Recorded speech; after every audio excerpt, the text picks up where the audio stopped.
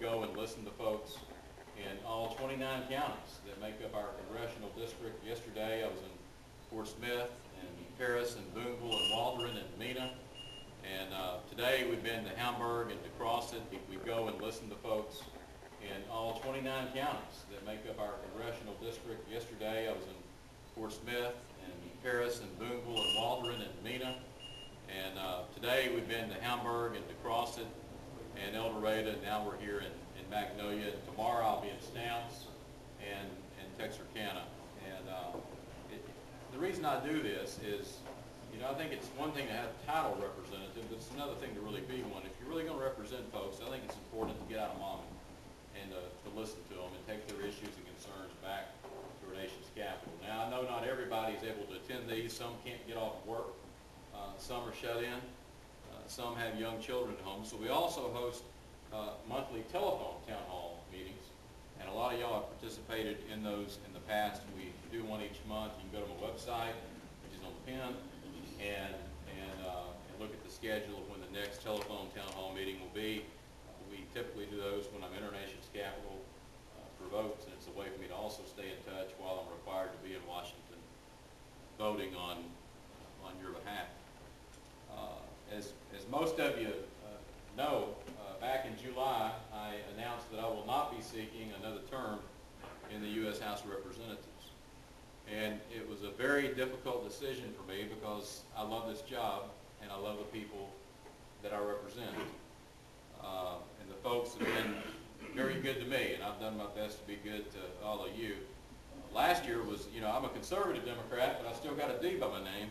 Last year was the worst year for Democrats in 70 years, and yet the folks in Arkansas's 4th Congressional District sent me back by a margin of 18%. I'm humbled by that, I'm honored by that, and I didn't even have an opponent when I announced that I wasn't seeking re-election. We don't have term limits at the federal level, so they got to be self-imposed. And I think one of the problems in Washington today is people go there and they stay too long. And you see people stay till they die or retire or get beat, or they try to stay there and stay in Congress while they're running for something else, keeping one foot in one job so they can get a paycheck while they're running for something else. And I just don't think that's right. And so my gut and heart told me when to run, and my gut and heart told me when it was time to come home. And as most of you know, I never moved to Washington. I've commuted every week for 12 years. When we have votes, I'm there. When we don't have votes, I'm back down here doing meetings like this all across this very large and rural district that I'm so proud to have the opportunity to represent. But for me, I never believed that my service in Congress should be a permanent career, and I never believed this seat belonged to me. It belongs to the people of Arkansas. And so I decided 12 years was just about right. Like I said, it's been a real honor. I've done the best I can, and I hope, I got 15 months left in the job, and I hope my presence in Magnolia today demonstrates to you that I'm going to work just as hard for the next 15 months as I've tried faithfully to do on your behalf since the first day I got to the Congress. Now, I'm only 50, and I'm not retiring. There's a lot of speculation about what I may or may not do in the future. I've received a lot of encouragement to run for governor when Governor Beebe's term is up in 2014. I honestly don't know if I will or not. I'll tell you, I'm a 5th generation Arkansan, served for 10 years in the state Senate. I love this state, and there's nothing I'd like more than to help lead it. But that race won't start until the summer of 2013. And in this business, that's a lifetime. A lot can happen.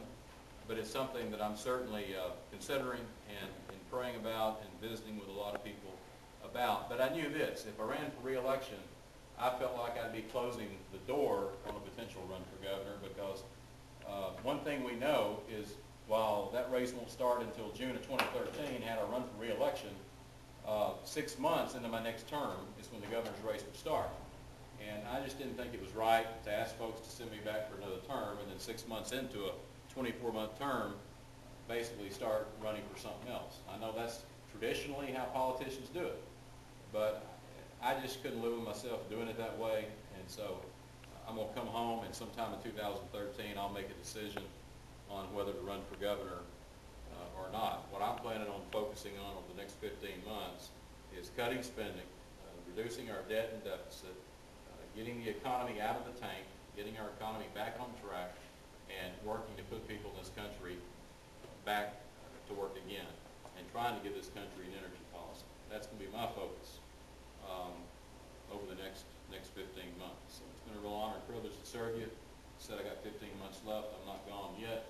Continue to let me know how I can be helpful. It's good to see your state representative, Lane Jean, here today. Thank you, Lane, for being here as well. And with that, I'm not here to give you a long speech. I'm here to answer your questions and hear your concerns. I thought that'd be the best use of this hour.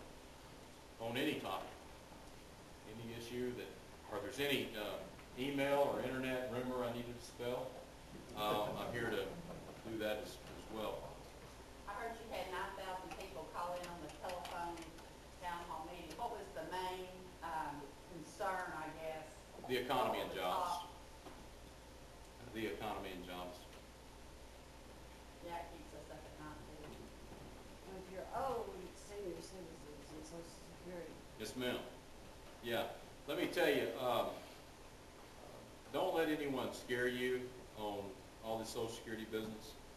I can tell you that we've got to reform Social Security, but not cut. Let me be clear, not cut benefits for our seniors today, or even those that, you know, are nearing retirement age. Same thing with Medicare. Now, we've got some long-term challenges with Social Security that we've got to address. We've got to ensure that Social Security is there for Victoria's generation, our kids and our grandkids' generation, and we can do that. The Social Security basically does not start having challenges until about 2035. And at that point, if we did nothing, everybody's benefits would be cut about 15% starting in 2035. That's if we did nothing. We can't wait to then to fix it. We are now, for just in the last year or so, we've started paying out more than we're taking in. But the surplus is so great that we're good until about 2035. What about COLA? On the cost of living, she's asking about the cost of living, the increases for those on Social Security. Prior to 1974, Congress decided when you got a raise and when you didn't. And I know this is going to shock you, but if it was not an election year, you got a little raise. And if it was an election year, you got a big raise. Well, they took the politics out of it in 1974, and starting in 1975, there's been a formula in place. And that formula has given seniors a raise every year until last year and this year. In fact, the same formula that did not give you a raise in 2010 and 2011 is the same formula that gave you the biggest raise you'd gotten since 1982 back in 2009. It was 5.6%. Obviously, we've been in the worst economic recession since World War II. The gas prices were down. Now they're back up. That's bad news for a lot of folks, but in terms of the formula, it pretty much guarantees. That's why there was such a big raise in 2009, was because gas prices went up significantly in 2008. So the good news is that you'll probably see a raise next year. But, you know, with all good news comes bad news. You remember the years when you got a raise, but it totally was eaten up by your Medicare Part B premium? You remember that? Well, the reason for that is there's a law that says your Medicare Part B premium can't go up more than your Social Security raise. And so all those years you saw your Social Security raise eating up a Medicare Part B premium, if it ate it all up, that means that your Part B premium should have gone up even more. But it was frozen at the rate of the increase. By the same token, if you don't have any outside income, there's a few people that are exempt from this, but by and large, most seniors, when they don't get a raise on Social Security, their Medicare Part B premium doesn't go up either. The problem is, now that you're probably going to see your Social Security check go up, guess what happens? Your Medicare Part B starts going up again as well. But, you know, the biggest challenge we got with Social Security, Roosevelt, whether you like him or not, was a pretty smart fellow. He said, you pay into Social Security all your life, and when you turn 65, you'll start getting a check. When he signed the bill into law, the average life expectancy was 64. Now the average life expectancy is 78, which is a wonderful problem to have, and a lot of us are living a lot longer than that, and yet we're still operating Social Security as though we all die when we're 64. And so it's got to be reformed to ensure that it's there for future generations fixing Social Security is not difficult. The bigger challenge we got is with Medicare. It goes broke in about 10 years. And it's because healthcare costs are growing at twice the rate of inflation. And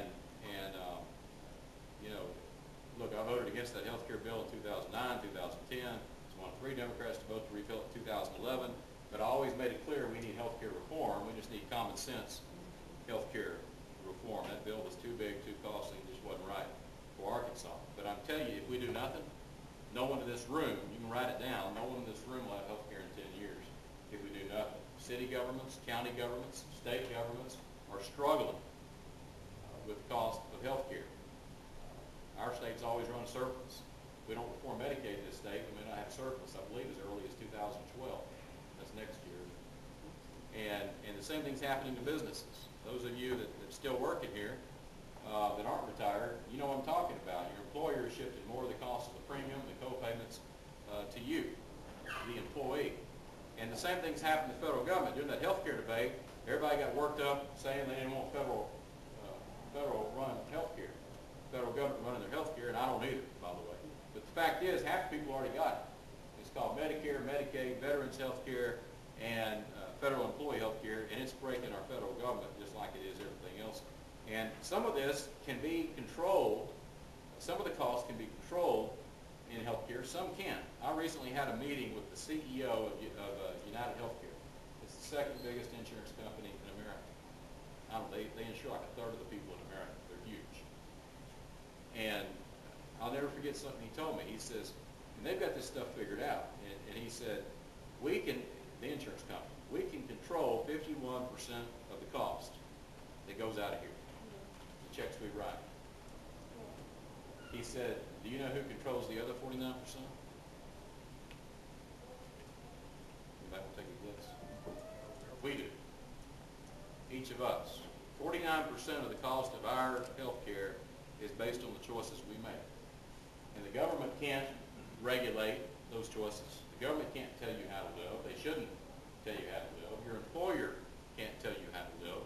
But it's choices that we make as individuals. And that 49% of the health care costs, the only person that can cut that is you and you and you and me, if you follow.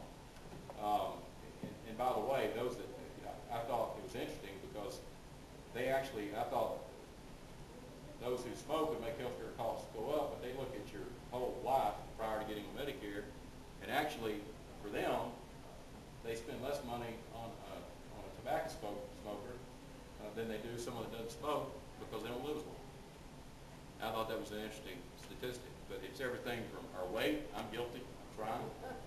The older I get, the harder it gets, and whether we exercise or not. But those are individual choices, and the government can't regulate that. So 49% of these healthcare costs we can never regulate or control. I guess is the point I'm trying to make. Just people go to the doctor, and if they leave without a prescription, they're usually mad because they think they don't get well without taking a pill, and then they either don't take it or don't take it properly. $300 billion a year is what it costs the healthcare system. People either not taking their medicine or not taking it properly. $300 billion a year. $100 billion of it is in hospital readmissions. And you think your hospital has challenges in these small communities. They'd have even more challenges if you folks were taking your medicine correctly. That's $100 billion a year it's costing the healthcare system for hospital readmissions. No one can control that except all of us individually as people. So fixing Medicare and fixing the overall healthcare system to ensure that we all got it 10 years from now is going to be much more difficult to do. But don't let anybody scare you on the Social Security business. We've got to protect it and save it for our seniors today and future generations. I'm committed to it. Doctor, what can you elaborate on your energy policy? What are you thinking about there? I think a lot. I'll try to make this as short as I can. I get excited. I'm on Energy and Commerce Committee. I get excited about energy. When I was born, we were 19% dependent on foreign oil. By the time I graduated high school, we were 45% dependent on foreign oil. Now we're approaching 70% dependency on foreign oil in this country. And we're spending $300 billion a year overseas to buy energy. That's a $300 billion payroll that we ought to be keeping here at home in America, putting Americans to work. besides, sending $300 billion a year overseas to buy energy, too much of that money is ending up in the hands of the terrorists that want to destroy us. It is a bad energy policy. We need to be drilling more here at home, off the coast, not using BP standards, by the way. Look, we've got the technology today to do this and do it right and do it in an environmentally friendly manner. And I'm here to tell you that any company that cuts corners and damages the environment, we ought to punish them to the fullest extent of the law. Don't believe that this is a pro big oil speech, because it's not. It's about being responsible and recovering resources, being responsible to the environment and recovering resources we have, and we can do both. So we need to be drilling more here at home, off the coast, and in ANWR. ANWR is 19 million acres. Using new technology, we only need to touch a few thousand acres. We already got a pipeline up there. We're running at half capacity. Let's fill it up. I'm the lead Democrat. Lee Terry of Nebraska is the lead Republican on a bill we passed in committee. We passed in the House. It's now in the Senate. Please call your senators. Encourage them to support it. And it's the XL Keystone Pipeline. It's building a pipeline from Canada to the Gulf Coast, where our refineries and the main pipelines for America are located. It's going to put 100,000 people to work in private sector jobs while we build the pipeline. And once it's built, it's going to give us 1 million barrels of oil a day from our North American neighbors in Canada, instead of, that's 1 million barrels a day less we'll need to buy from the Middle East. The other thing that I feel very strongly about is, by the way, if we drill more here at home, it would generate $80 billion, would be $80 billion in lease and royalty payments to our government. We can use that to make a let's go to the moon size investment in energy. We've got a lot of promising ideas and alternative and renewable forms of energy, but they're still in the science lab. We've got to make the kind of investment to get them from the science lab to the marketplace. And under my bill, it wouldn't add a dime to the deficit. It would all totally be paid for. I think it's past time to grow a new generation of energy innovators in this country. You think Washington spends a lot of money now. Washington spent $90 billion putting man on the moon, based on today's dollars. But we did a lot more than put a man on the moon. We grew a new generation of innovators in this country. They went on to create a lot of the technologies and jobs that we enjoy today. We need to do the same thing with energy. I mean, 20 years ago, when I first got elected to the state senate, if I had stood here, which I did many times in this courthouse when I represented you, and told you that we were going to take chicken fat and make diesel out of it, y'all would have ran me out of town. And yet in Crossett today, and Lord knows they did it because they just lost 700 jobs down there. In Crossett today, there are people going to work. They've got a biodiesel plant running at full capacity, creating American-made energy out of chicken fat. So don't scoff at some of these ideas that are out there. A lot of it's just getting from the science lab to the marketplace. Finally on this, and I think Arkansas can take the lead on this, I don't think we need to wait for the federal government. We got a lot of natural gas in the ground in Arkansas. A lot. What are we doing? We're piping it out of state. And one reason Arkansas has fared as well as it has in this economic recession is because of the Fayetteville Shale and now the Haynesville Shale. And so we got all this natural resource here. We got all this natural gas here. And we're sending it out of state. And then what are we doing? We're buying oil from the Middle East to run our automobiles. Natural gas, compressed natural gas automobiles are safer than gasoline. They're cleaner for the environment than gasoline. I don't know if we got any mechanics in here, but if they've had any experience with it, they'll tell you an engine will run 3 times longer if it's been run on CNG, compressed natural gas, instead of gasoline. And, oh, by the way, if you had a compressed natural gas vehicle, and if you had a pump in town, you'd be filling up today for $1.06 a gallon. $1.06 a gallon. Or at least that's what it was Sunday. There's like 3 stations in Arkansas that has it. It varies town to town based on how they're trying to pay for their infrastructure and all of it. $1.06 to $1.60 depending on where you look. So why aren't we doing that? It's because, I mean, I think we get excited about it, but I don't know about you, but I'm not going to run out and buy a car that runs on compressed natural gas when there's not a filling station. And if you're in the filling station business, you're not going to go out and put in a filling station for compressed natural gas if no one in town's got a CNG automobile, right? That's where I think government can play a role in bringing the private sector together through tax credits and other incentives to get it to where it's feasible to get this thing off the ground and moving forward. There's no reason why we're running these cars up and down the road on oil from the Middle East we've got enough natural gas in the ground in Arkansas to power them and still ship our excess out. And don't get me wrong, it's not like picking winners and losers, no silver bullet. We're going to still need oil. But we also need natural gas. We need plug-in electric where it works. We need solar. We need hydrogen fuel cell. I mean, all these are promising technologies. And there's only so many resources in the ground. Someday they're going to run out. So we need to be thinking about our kids and our grandkids. You know, I envision a day, maybe in my lifetime, maybe not, where you go to a gas station and you might have 3, 4, 5, or 6 different options on how you fill up.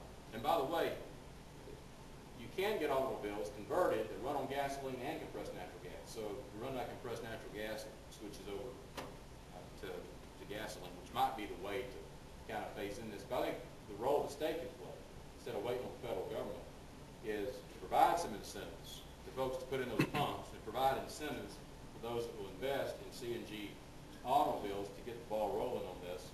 And I think once it starts to roll, I think you would probably see cars and pumps in every county in Arkansas. You just got to have the ability to get them refueled. Congressman, Dr. Charles Venus gave a speech here in Magnolia a couple of weeks ago. Dr. Venus, of course, is probably the preeminent economist in the state. He's in his 80s. He talked about health care, and he noted the fact that most Americans spend half of the money that they will ever spend on health care in the last 2 weeks of their life trying to live for another week. He is an advocate of euthanasia. What do you think? I'm adamantly opposed to that. Adamantly opposed to it. It's just not the values. His argument was that if you want to bring down health care, that's the way to do it. He's making an economic argument, and I got to tell you that euthanasia is not in my value system, and it's not the way I was raised, and it's not what I believe. There are some people live on life support for a long time. Some are removed from life support. Those are family decisions. That should never be a government decision. Well, his supposition was that families ought to be able to make that decision. What now? His supposition was that families ought to be allowed to make that decision. Well, I think they do. And not discouraged. I think they do every day. There's nothing preventing families from making those choices, but the government shouldn't make it for them. I knew you could stir things up for us, Mike. We try. Sort of a two-part question. Reference cutting spending earlier, so I'm kind of curious, are welfare cuts part of that plan? And second part of it is, what is your position on drug tests for welfare recipients?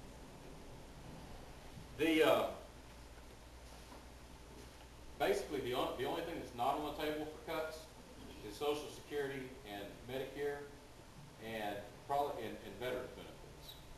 Those are about the only three things that are not on the table for cuts. We cut about 900. First of all, most of y'all know this, but I mean, some people think we've gotten this mess in the last 3 years. Most folks know better. But it took George Washington through Jimmy Carter to put this country $1 trillion in debt. We've added the other 13 trillion since 1981. For those of you who've been coming these things know I was sounding the alarm on the debt and deficit before there was even a Tea Party.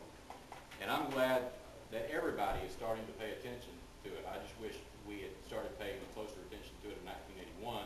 We wouldn't find ourselves where we are today. But it's reached a level that's unsustainable, and we've got to get our fiscal house in order. So this debt committee, we cut $900 billion already this year in spending. And then this debt committee has been assigned to cut a minimum of $1.5 trillion. I've actually called on them to cut another $4 trillion, which is, you know, we got 3 bond rating agencies. Only one of them downgraded us, but the one that downgraded us, I don't know if y'all read all that. They downgraded us for about 3 reasons. This is according to them, not me, okay? They said that, number one, and I tend to agree with them, and I was embarrassed by it, that Congress, during this debt limit agreement, looked more like a kindergarten food fight than it did your Congress work, and I'm ashamed of it and embarrassed by it. Secondly, they thought we should have cut $4 trillion. And the third one, you're really not going to like at all. They said they downgraded us because we didn't raise taxes. And so this debt committee's got to come up with at least $1.5 trillion in cuts or in new revenue, you know, combination. I've asked them to come up with $4 trillion, which is what I think it's going to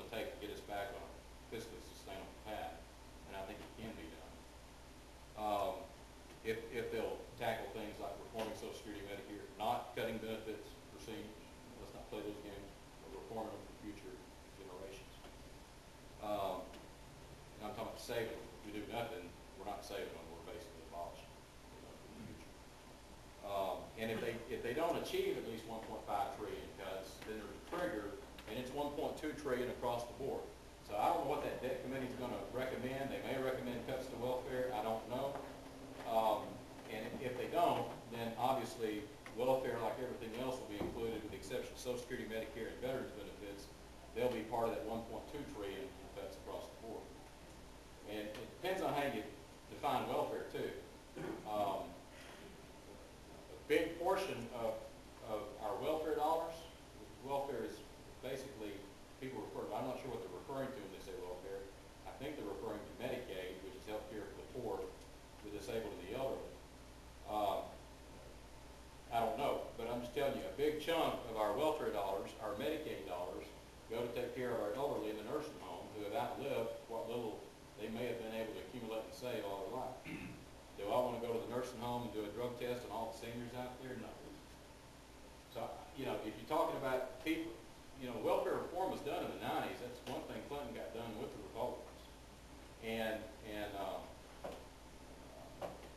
But so we've got welfare reform in place. You have a lifetime maximum now in which you can be on welfare, unless you're disabled. You know, if you're disabled or you're elderly, that's different. But for the perception that folks are out there just don't want to work, want to draw a check, I think you can only be on welfare for 2 or 3 years out of your entire life.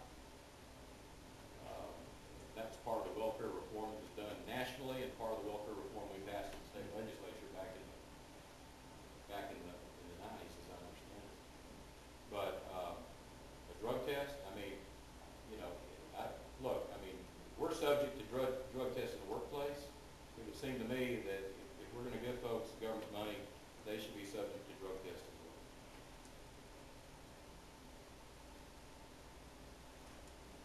She may have one-upped you there on that. Does drug testing include congressmen? I'm all for it.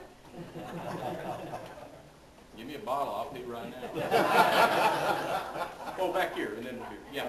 Interest rates, and I guess more specifically what I was referring to, the rate of interest rates, people like myself, who work and save, fortunately enough to save some money and thought at this time in life that you'd have enough of your Social Security and interest, you know, like coming from CDs, et cetera, savings accounts, and so forth, you could have a pretty decent living.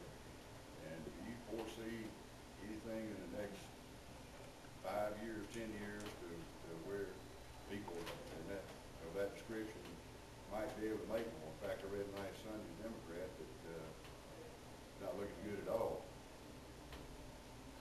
In other words, somebody like myself is looking at like 4 or 5% you could draw on savings, you know, when you reach 65. You know, I know what's the Federal Reserve may not be the type of question.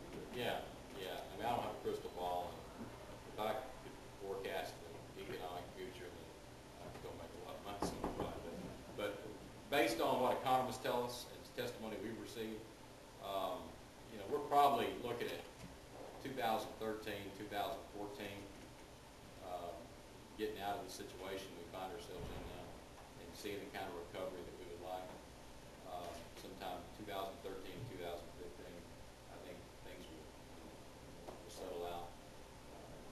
I think we're in for a rough few years. And the big debate is there going to be a double dip? Are we going back into recession, or is it just going to continue to be a very slow and painful recovery? I mean, you know, we're making progress, but not nearly enough. I mean, it was the last quarter of 2008 that, some people forget that, we were losing 750,000 jobs a month. Stock market crashed to 6,400. Now we're adding usually 100,000 to 200,000 new jobs a month. That sounds good. Those are big numbers for us. But the problem is there's 150,000 people entering the workforce every month.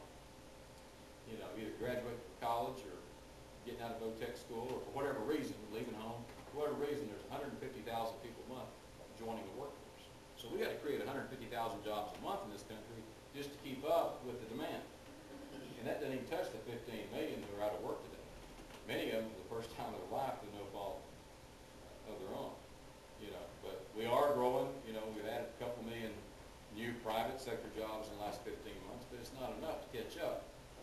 got that, you've got a lack of consumer confidence, you've got this housing crisis. I mean, you know, real root, I think there's two things that really have put a drag in this economic recovery. One's the housing crisis. Why is anybody going to build a house when they can buy one for 50 cents on the dollar? That's why 700 people lost their job across it at the plywood mill. You don't need plywood when you buy someone else's house that's been foreclosed, rather than wood. The second thing is energy crisis. You know, as we headed into this recession in 2008, remember that the precursor to that was $4 gasoline. And I really think these high energy prices we have today are really causing our recovery to be much slower than it should. I'll tell you a couple of other things that I think are causing a sluggish recovery, is there's too many rules and regulations put on our job creators. Look, we're a nation of laws, we need rules, we need regulations, but we need common sense rules and regulations.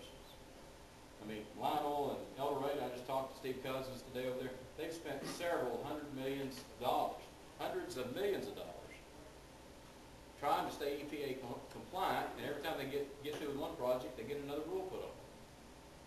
And that's one of the biggest job creators in Union County. And someday they're going to say enough is enough. Well, they got a lot of employees living in Magnolia too. And so I think that is a drag on the economy as well. And all that factors into interest rates, inflation, interest rates. You know, the truth is, and this is probably not what you want to hear, I mean, if you're retired and you're trying to live off CDs, you want a higher interest rate. If you've got the worst home foreclosure crisis, you know, in recent memory, and you're trying to get people where they can afford a house and get them in a house that they can actually pay for, you need low interest rates to accomplish that. So it's a give and take type of thing, and hopefully this thing will settle out sometime in the next 2, 3, or 4 years. But I don't have a crystal ball. That's just based on what I've heard and read. Thank you. Yeah. I have two questions. One is this. I have heard that until the year 2000, we have always raised taxes and we've had an expensive war going on. And I suppose they're all very expensive. If anyone knows whether that's true, Sterling may correct me. But I have read that in several places, and I was curious about that. The second one is there any serious consideration of flat tax in Congress? I know that what's his name, Mr. Kane, who won the Republican primary, or the straw poll in Florida, advocates for flat tax. I'm very interested in what kind of tax structure we might be able to devise that would be more equitable. First on the wars, historically we have paid for our wars. Most of you remember the term war bonds. In the past we've paid for wars. Iraq and Afghanistan have not been paid for. That is a large part of the debt and deficit that we have today. 1.3 trillion of them came from Iraq and Afghanistan. Look, we went to Iraq because there were supposed to be weapons of mass destruction. That's what I was told. That's what every member of Congress was told. There weren't any. The good news is we did get rid of an evil dictator, Saddam Hussein. There's plenty of evil dictators all over the world. We can't be the world's police. And we're now leaving Iraq, and rightfully so. I also think that we were correct in going to Afghanistan after the terrorists attacked us, and they've used Afghanistan as a safe haven and a training ground to come here and do us harm.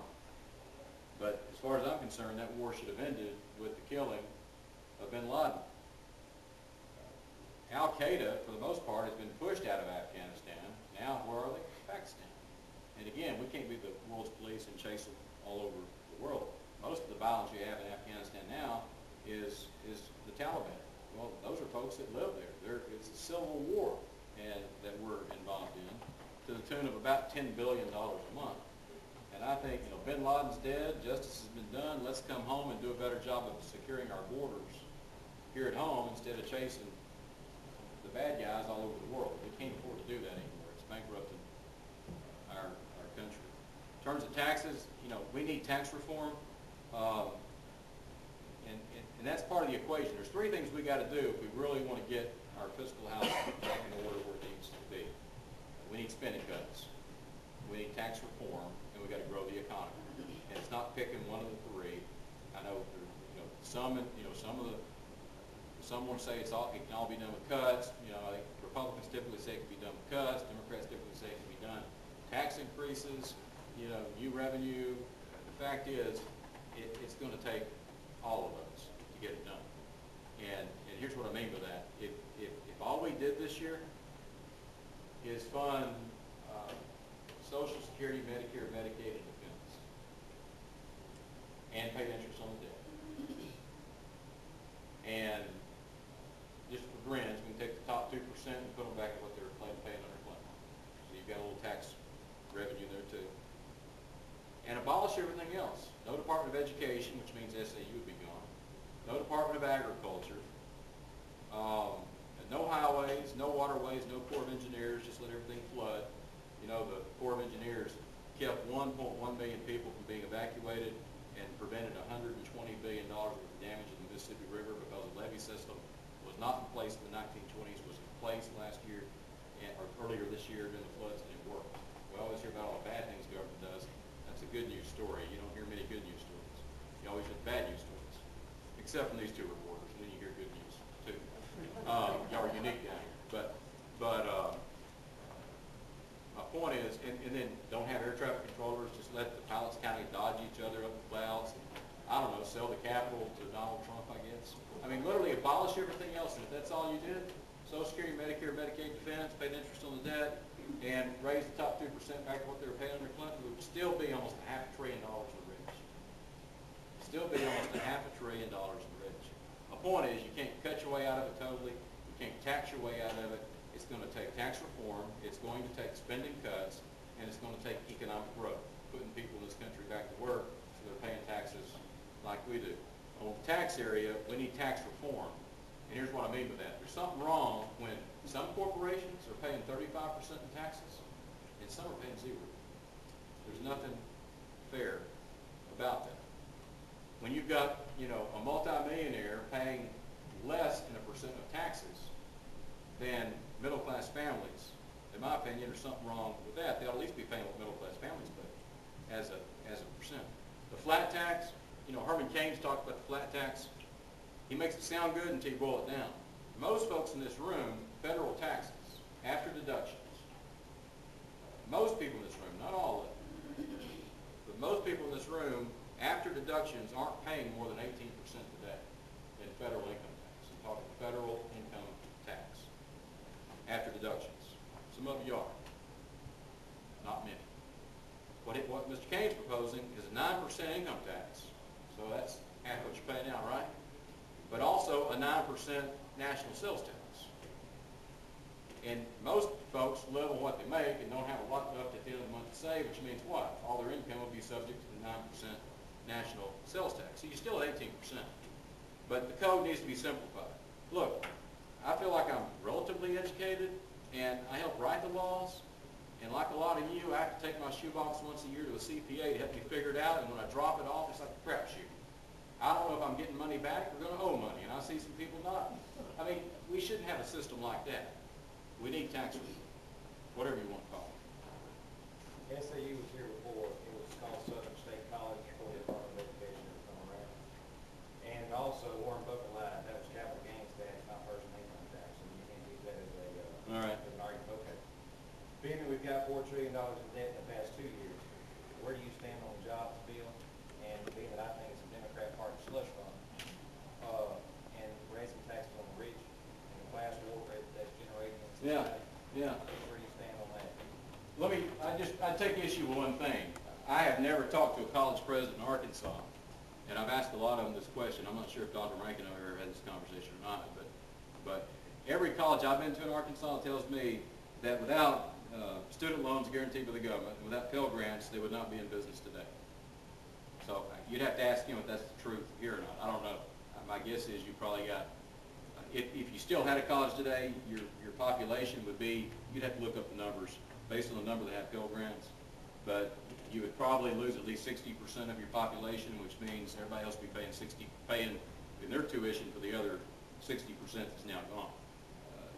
Numbers don't lie. You can just look at the numbers and figure out how much federal dollars is coming to this college and what the budget is and figure it out. And I'm not picking on SAU. I love SAU. I've sent SAU a lot of money that y'all now beat me up for, saying that I should have not been spending federal money.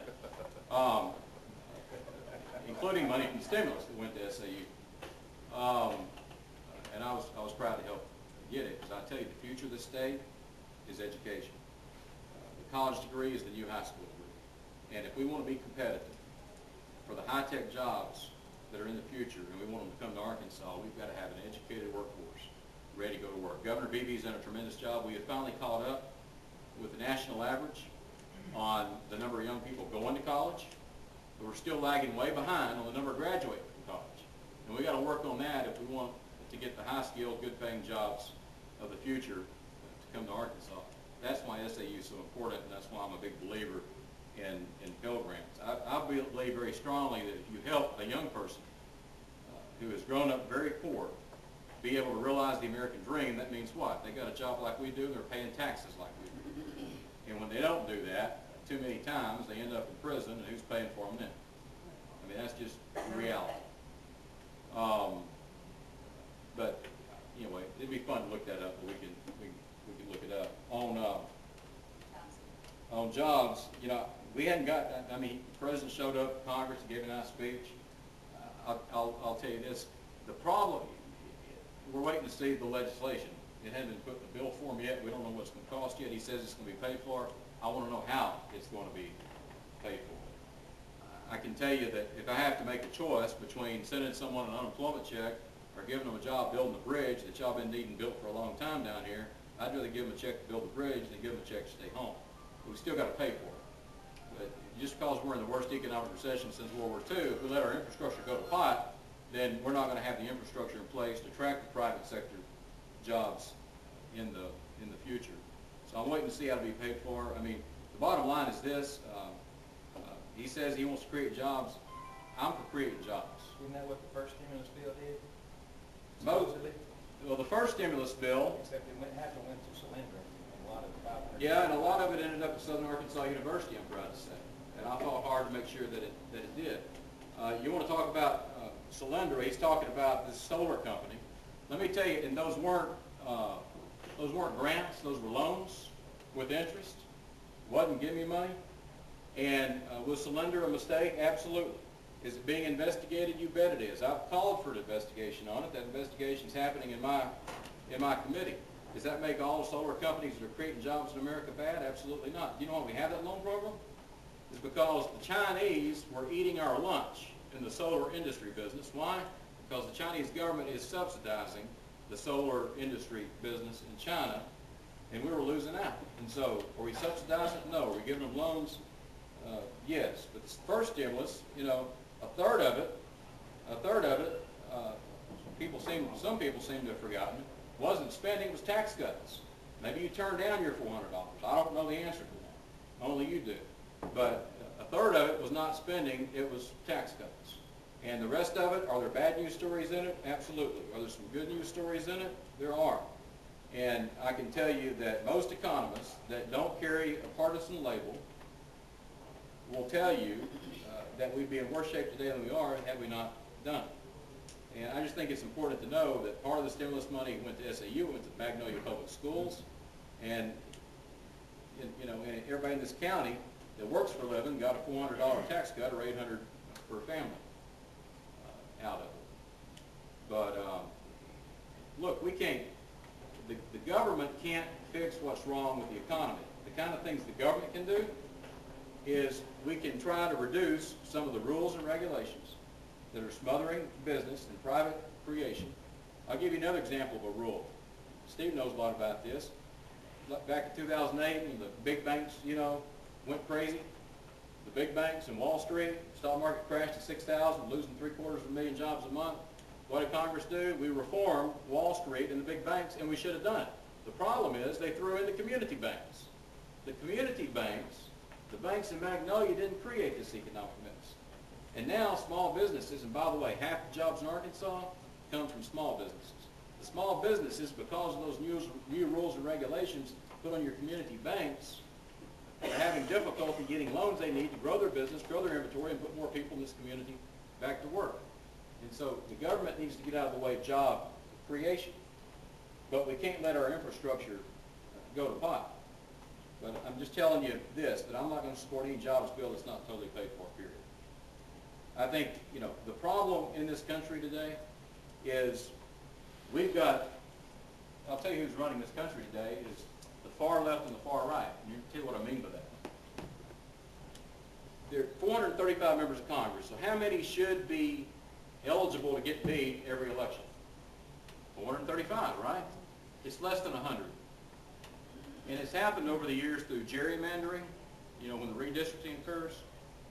And so you've got these districts that are safe Democratic, and you've got these districts that are safe Republican. There's 100 of us left in the middle that can actually get beat in November.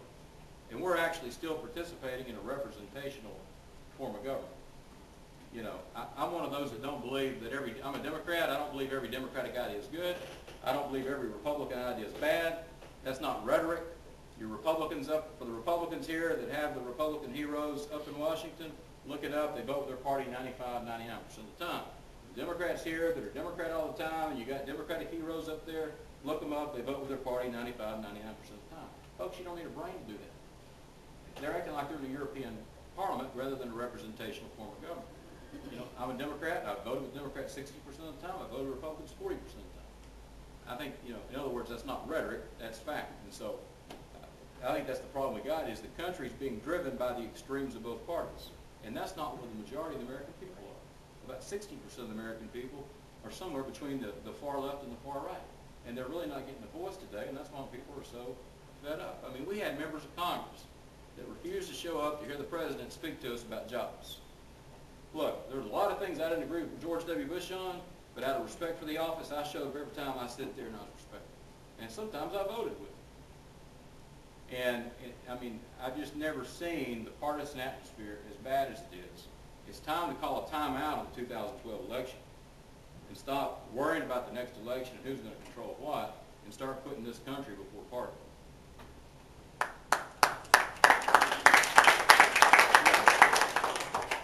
Well, I was kind of following up her question about the flat tax. Have you heard about the fair tax and what's your opinion on that?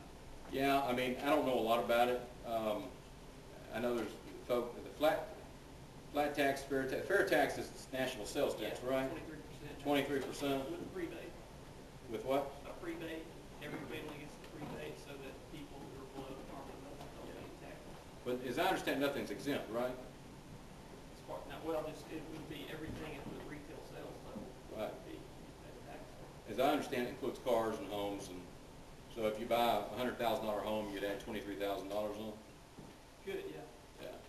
I mean, I just think that.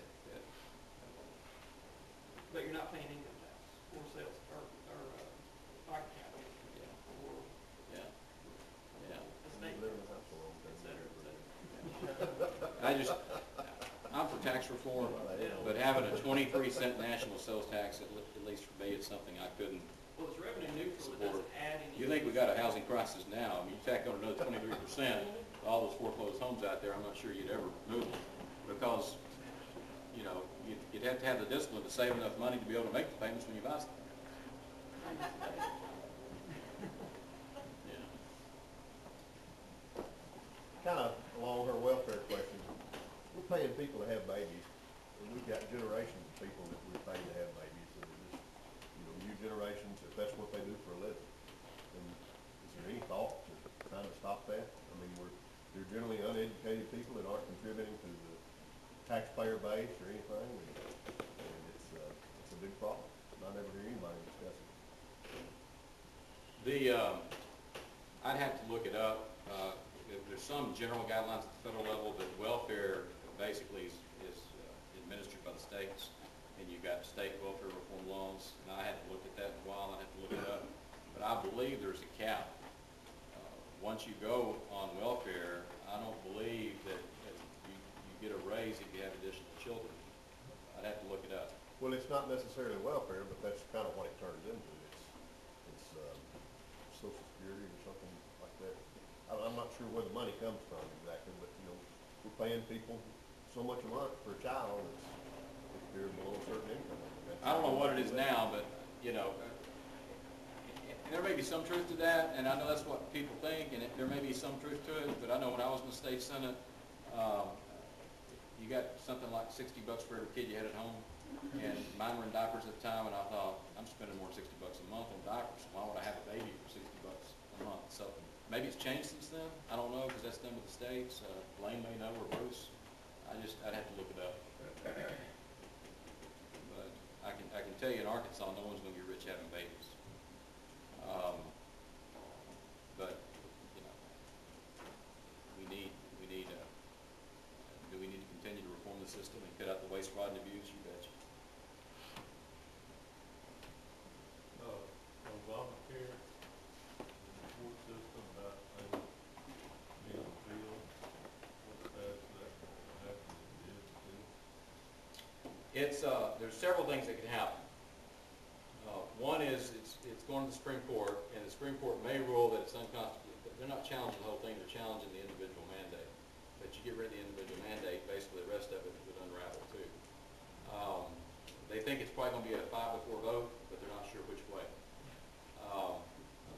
So if that part is overturned by the Supreme Court, there's a good chance all of it comes unraveled. There's also, depending on what happens in the 2012 elections, there is a good chance that the whole thing gets repealed and they start over. And personally, I think the thing's so tainted. I mean, look, if you can, you know, everybody take a deep breath and forget the rhetoric and all the stuff that's been said and done on all that. There's about 20 bills in that bill, and about 10 of them, every one of us could agree on. And it's the other 10 that become somewhat controversial. As I said earlier, we need healthcare reform, but I think the simplest way to do it at this point is to start over in order to accomplish it. There is so much misinformation out there about Congress. I mean, if half the stuff you folks read on the email and the internet was true, I'd hate Congress too. And I mean, you remember during the healthcare debate, again, I voted against the thing in 2009, 2010. I was one of 3 Democrats to vote to repeal it in 2011. I wish he'd stayed to hear that, but he made his point. He's gone.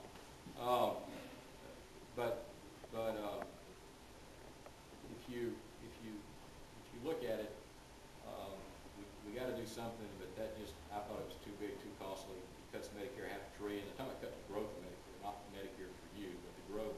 There's not enough stuff in the bill to cut the growth by $500 billion. So at the end of the day, it's going to add $500 billion to the national debt. But we're compassionate people. We want to find a way for everybody to be able to afford health care in this country. We just need to do it in a way that we don't mess it up for people that's got it now. And so, you know, it's all up in the air on how things will play out. But my point was this, that you remember back during that debate, everybody was saying, well, it's so good, won't members of Congress take it? We did. Does anybody know that? It's like the biggest kept secret. And you know, the only people beginning in 2014 that are required to give up the insurance they have today and go on these state-based exchanges, they call them, are members of Congress and their staff. And everybody thinks we got some super-duper health care plan. There's not such a thing as a congressional health care plan. I'm a federal employee. Got the same insurance as janitor for federal. I mean, I don't get dental or vision. I had that in my previous job. I'm not whining. I'm just saying a lot of folks think I got some kind of super-duper plan where I go to some health spa 2 weeks ago. I don't. I got federal employee health care. But I lose that, or my predecessor will lose that in 2014, because the only people in America forced to give up what they got and go into these state-based exchanges are members of Congress and their staff.